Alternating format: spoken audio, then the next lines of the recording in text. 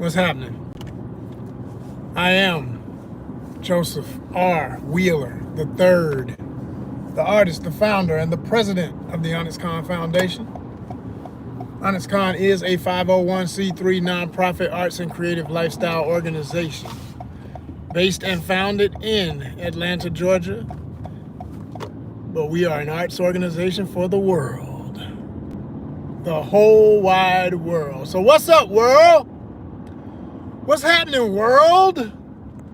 My world, your world, our world. That's right. Where are my artists at? You got any artists in the building?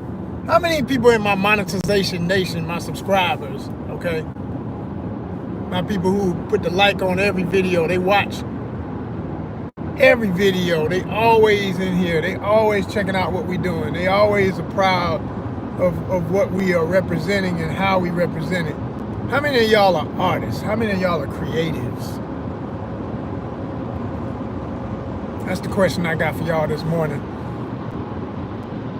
I want to know how many real artists in the building. And first of all, you got to define art properly so that you don't discredit yourself. There's so many artists that discredit themselves. They don't know what it is to be an artist because they don't know what art is. They don't know that they're artists. You know, the definition of art, and this is one that I coined. You can test it. I always say, you know, views and opinions expressed do not necessarily reflect those of ONYXCON's affiliates, associates, sponsors, etc., etc., etc. And I'm just one voice. If you choose to watch me, I'm just sharing my perspectives. If you disagree, you disagree. If you doubt what I got to say, you doubt it. I'm not looking for people to be carbon copies of my perspective. I want people to be stronger individuals who make decisions and add only what is functional over that which is dysfunctional. Because that's the real philosophy. But back to the definition. The arts are any and every creative expression that ignites, stimulates, or drives the senses. And I mean all of your senses, including your sixth sense, your very essence, your soul, your spirit, your third eye, which should be open all the time. That's that true woke. Did y'all hear what I said? I said true woke. So you got to put the true in front of it nowadays, because you know certain people have tried to take the word and misconstrue it and turn it into what they wanted it to be for their wicked agendas and whatnot. Again, views and opinions expressed by yours truly are not necessarily those of ONYXCON's affiliates, associates, sponsors, etc. We are a 501c3 nonprofit arts and creative lifestyle organization. Now, I saw something last night, and I did a post about it. I did a reaction post to it. It wasn't words. I just made it all facial expressions. I purposely made it edutainment. It's informational. It's something, if you didn't know it, now you know. And I had to speak on it without speaking. So I just let my facial expressions do the walking and the talking. Because I'm an actor and I understand how to do that very well. And let me say this real quick, because you got some people who really are completely ignorant to what professional actors do. Some people, well, actors are liars. They do everything they do is a lie. No. I hope that's not your understanding of what actors do. Actors become characters. You embody a character. You acknowledge the mind state, the goals, the ambitions, etc., of a character. And if you've studied and know enough about why a character thinks, acts, does what they do, you can become. My best acting coach, she said, it's not acting, it's being.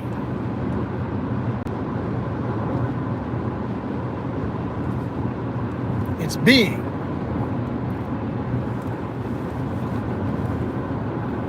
But you know, what I saw in this video, shout out to Amanda Seals, amazing comedian and actress, who is a very outspoken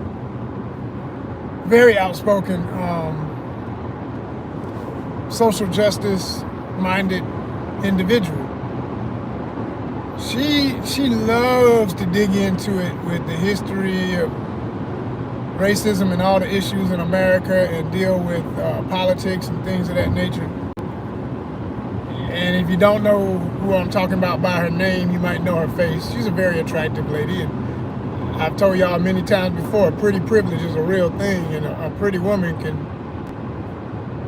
can instantly garner an audience, even with people who may not agree with what she's got to say. Even if they don't care what she got to say, they'll sit there and listen to this because they look at, she pretty, what's she talking about? I'm telling you, it does what it do.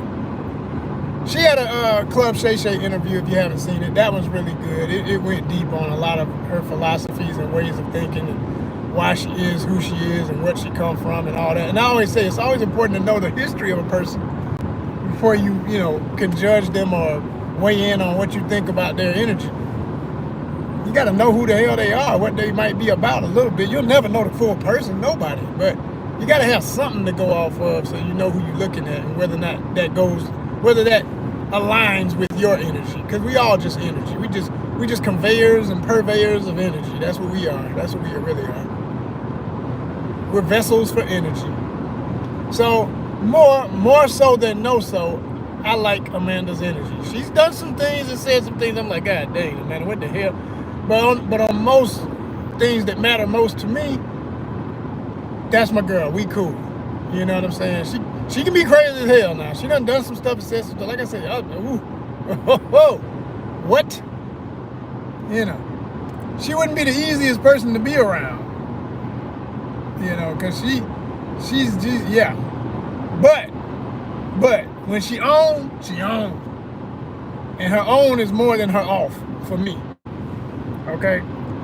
Again, for those who might not know her name, if you ever seen the show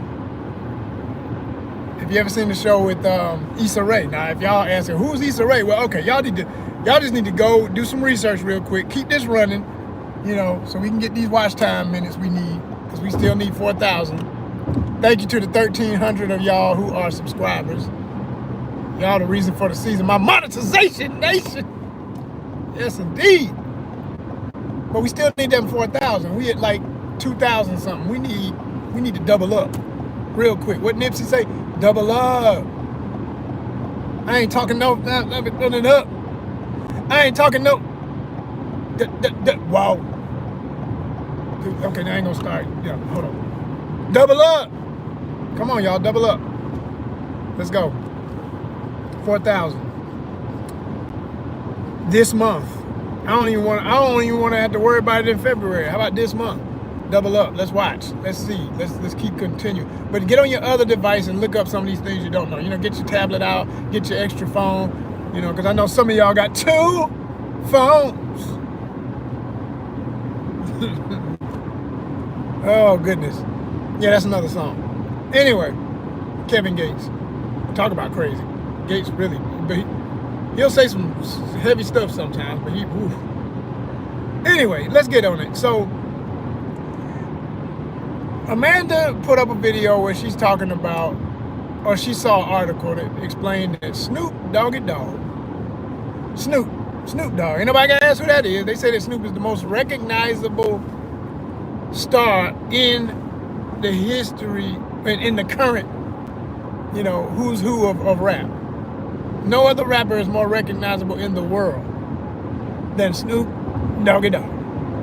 Snoop double D-O-double-G. Long Beach legend. Long Beach, California, LA, celebrated LA renown. Snoop Dogg. Snoop and Nelly. It's getting hot in here. Say what? So take off all your clothes. I am getting so hot. I want to take my clothes off. What? It's getting hot in here. Yeah, that Nelly. St. Louis. St. Lunatic. Nelly. Nelly and Snoop are set to perform at the next inauguration. We ain't gonna mention the name of for who, cause we ain't for that. We ain't about that. I ain't.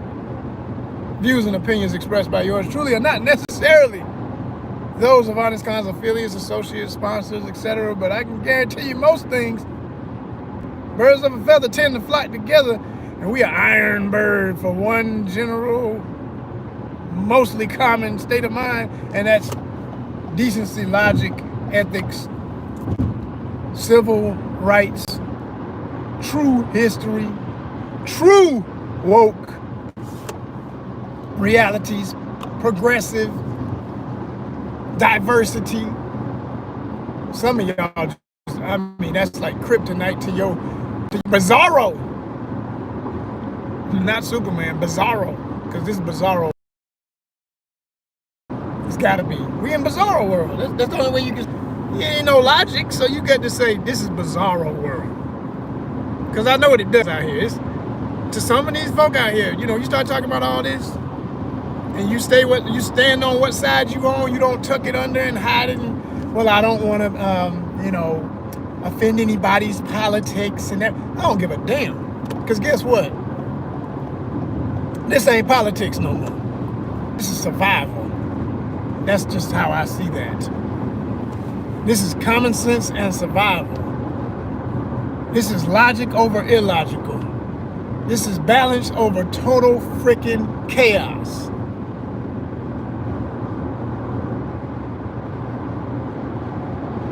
I've said it before, I'll say it again.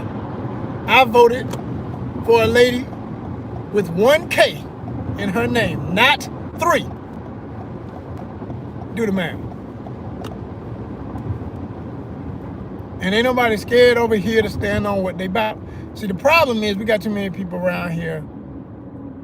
They don't stand on nothing. They talk all the slang. They say, I'm standing on 10 toes down. I'm standing on business. I'm about it. I'm rowdy, I'm ready. I'm what I am, and ain't nobody gonna change it. I ain't doing, yeah, okay. It don't take much though. You get all it seems to take. And I ain't checked the exact amount. I just saw people in my comments on one other version of me acknowledging this situation. But they say that it was a $2 million check issued to anybody who would have performed. I was like, $2 million? I gotta look that up because I don't even, that made it worse for them to say, and the person in the comment, because I posted it. I'm sorry, I'm getting ahead of myself. Let me go back a little bit. Okay, so first and foremost, Amanda Seales did a reaction video. Her reaction video was much like the one I did based on hers. I showed her in my video. You can see it right here. It's right here. You can go see it. It's the last thing we posted. I didn't even make it a short. I made it a video because I wanted you to have more than a minute to, it's like 3 minutes, y'all. So, you know, I know people lazy as hell and don't finish nothing. You know, the average person gonna look at 30 to 40, and that's what this is getting, like 30 to 40 something minutes of people soaking up my reaction and then moving on to the next, you know, whatever. Damn ad from whatever, whoever done bought up all the ad space on YouTube and the Chuck Norris miracle drink olive oil by the gallon every day and apple cider vinegar, which I'm not joking about that. I do like apple cider vinegar. I can vouch for that myself. That is good for you. But and olive oil. But I am getting tired of seeing that damn ad with that doctor and Chuck Norris. I'm just tired of seeing it. It ain't because I got anything against Chuck. Chuck seemed pretty cool. I ain't heard nothing crazy about Chuck yet. Chuck cool with me. I don't know. But, and the doctor's all right. I don't know him. You know, he seemed to say some logical stuff. I had it on one night, one of them damn infomercials. It was just playing. I was like, would he shut up? I couldn't get over there to damn grab my remote, so I had to just finish listening because I was cooking or something. So, you know, you got something on your hands, you're cooking. You're like, man, if if I didn't have this freaking flower on my hands, I'd go over there and flip to my video. It's showing me all this. I don't care. Yeah, but anyway. So basically this reaction that Amanda did is, all she does is look at the screen with this article showing the lineup of who's performing, and Snoop and Nelly are amongst, you know, country western singers. I would assume some, I don't know where, to be honest.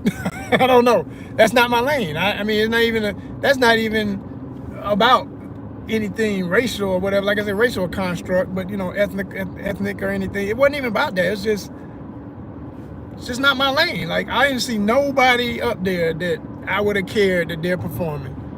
But I was not surprised when I saw nothing but white faces and 2 brown faces, Snoop and freaking Nelly.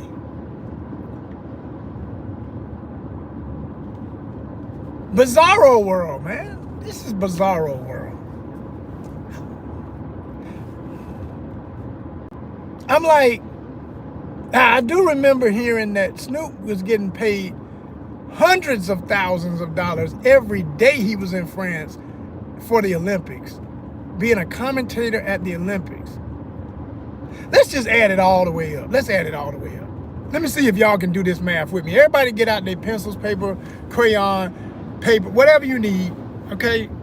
Dry erase board. Let's do this. At the top of the page or board, whatever, I want you to write Snoop Doggy Dogg and then write Nelly, okay?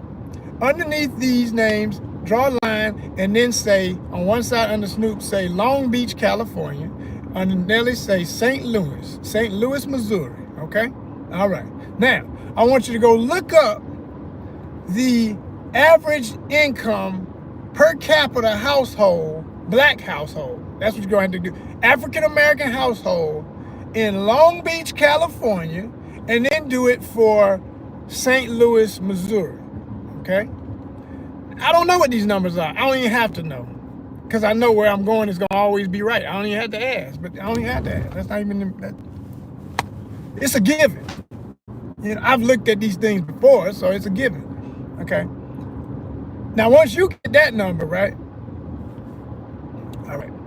I want you to take, say, average income per capita household white Americans in Long Beach, California, and in St. Louis, Missouri. All right? All right. Now, then I want you to put in the average amount of black male youth in Long Beach, California, who are involved in street gangs. Okay? All right? All right. And do the same for Nelly over there in St. Louis. Then look up what street gangs have affected the livelihoods and living conditions and everything of black men in both St. Louis and Long Beach, California. Then look up gang affiliations for both Nelly and Snoop Dogg. Now with Nelly one, it's going to be hard to find anything specific, even though St. Louis was plagued with Los Angeles gangs coming into St. Louis in such large numbers back in the 90s, dealing in the crack cocaine epidemic, that they're just as familiar with the Crip and Blood phenomenon as Los Angeles, even though that's where it started. In Long Beach, Snoop has commercialized his cripping. I mean, he puts it in everything, right? You know, and still, after becoming a household name from his movies and other things, I mean, whoever his publicist is, whoever his marketing agent is, when I tell you they need to be psychoanalyzed for another level of genius.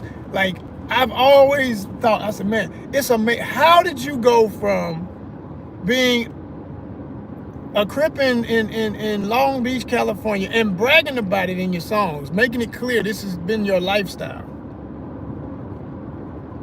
Even had a murder case that you beat back in the day.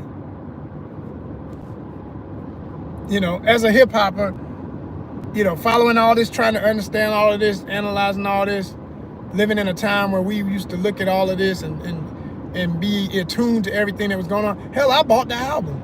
Murder Was the Case That They Gave Me. I got the CD. Yeah, that's a CD. Kids, that's what they... Look up what a CD is if you need to, because some of y'all need to remember what a CD is.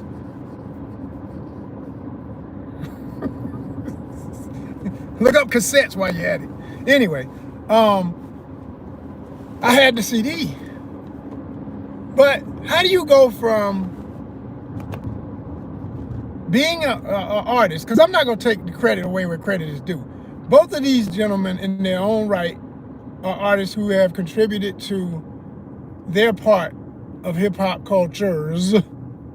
You know, here I'd say we don't do it for the culture, we do it for the cultures. And this is a very good example of why I say for the cultures.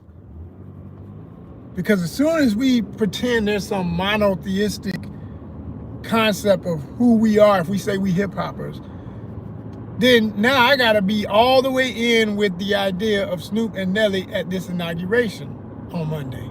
I gotta be cool with that. Hey man, no matter what, you know what I'm saying, it's hip-hop.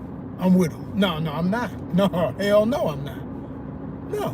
No, there's a line drawn in the sand, in the dirt, in the gravel, in the concrete, in the everything. You done played yourself. But back to the point. How do you go from bragging about banging, okay, which has multiple levels to it in slang, but the primary definition is aggressive, violent conflict between one group and other groups, or a group. That's the general definition. Now, it could be a whole bunch of other things that people categorize that in, but I'm saying Snoop is coming from all of that, and he re-seasoned himself using all of his charm and suaveness and fun at it and jokey nature and playful nature and everything to become, you know, like the friendly crip. It's like we grew up with Officer Friendly, even though we got old enough to learn that some cops, not all, some are extremely anti your existence and always out to get you and put you in bad situations, whether you're innocent or not. But he became, you know, crip friendly. Like, you know, it's like, and to the point where some people really don't even know that you gotta understand, there's people who, not being from America and everything, see all this, they don't even take it serious that he was ever into a gang or anything. It's just like, man, that guy, oh, we love him. He's so lovable. He's like a teddy bear. He's like they recreated everything about it. Recreated the whole thing. It's a whole nother thing now. It doesn't even register that it, and then it still exists and that people are still dying over this craziness and all that, right? And I'll never forget, because I'm gonna say this about the way I was able to stomach anything he does after this. I said, I'm never surprised of anything after that. I remember when he was fearing for his life with the situation of leaving Death Row and the contract he had with Suge Knight and his organization and all of that. And he got with Master P in New Orleans, No Limit. And he was on their label. And they came out with an album. And I saw an article where Snoop was saying, it's time to change, man. I've been around so much negativity with everything related to that gang life, because Death Row was all about that. I mean, Death Row was run by blood, and it was mostly Bloods. It was everybody up in there. It was Bloods, Crips, and everything, but it was mostly a blood-ran organization and everything. And they were rough and tough and crazy as hell. It was known that they was, you know, something go wrong, somebody might get beat to death before they go to court. You got to make it to the courtroom. You ain't suing nothing. We're going to break you down in the back room and throw you out the back door. I mean, it was crazy like that. This is documented, you know. It ain't just in the NWA movie. This is documented. Hell, I even know people who were there, okay, who gave me some direct information about how crazy it was. Even knew Tupac and how crazy he could be and all that stuff. I done heard some stories. I know some things. But anyway, the point is this. Snoop got on Master P's label. And he felt that he was in a better place. So he said he wanted to be a more positive influence and a positive role model and things of this nature. And he said he was going to dedicate the rest of his career to being something positive. Now, this is a loose quote. I always say it when I say what he said, loosely quoting, but it's in an article, and I remember the way it was worded. I remember I ran out to this house. Let me tell you how far ago this was. This was when Warehouse Music, or was it still Blockbuster Music, made by Blockbuster Video, they had a thing where you could go in the store and listen to anything in the store. They would cut the dang wrapper off the CD, and it was a little bar area. It looked like a little bar. It wasn't serving liquor. You alcoholics, okay, calm down. And they put in the CD, and you could listen to anything in the store. I said, I need got to hear that new Snoop, man, because he's supposed to be turning a new page in his life, and I want to hear that, man. I want to hear that version of Snoop. Let me hear that. And I remember I put on the headset, and I was jamming off a few of the tracks, and I was like, okay, all right, he's still coming hard with it, but it ain't. It's kind of gangster, but not really. But okay, all right, Snoop, where you going with this, man? I understand you ain't gonna break them into your new persona too fast. You're giving them a little bit of this thing in parts and pieces. But where we going with this, Snoop? And then it got to this little intro to a next song, and it was like, you know, a little sound bite where it's like meant to be cinematic, and you just hear the voices. And it was some kid in the car talking about, yeah, big homie, I just want to get put on the set, homie, and I just need to, you know, I need your blessing or something like that. And he was like, oh, it's all right, little G. I just need you to put in that work for me real quick. You see this house right here? You know what to do. Going up there and handling your business. You hear him give him a gun or something like that. And then you can hear this little sounds. And he goes up to the door, and this dude, knock, knock, knock, and the guy opens the door, and you can hear a number of black men voices, and the guy says, yeah, man, who are you? What's up? He's like, you so-and-so? He's like, yeah, Neil, I'm such and such. He's like, well, this is from big homie Snoop Dogg. Bow, bow, bow.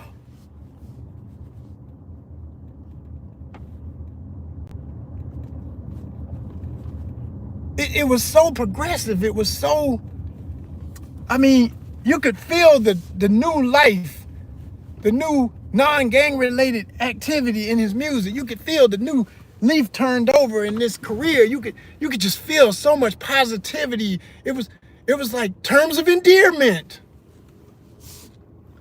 Atrocious.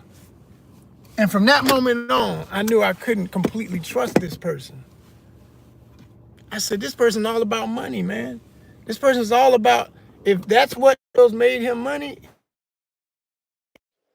and he'll sell out for anything that's got the check on it, because he's living by money, power, respect, not respect, power, money. There'll be a part 2 to this. I gotta go. I'll get back with y'all in a minute.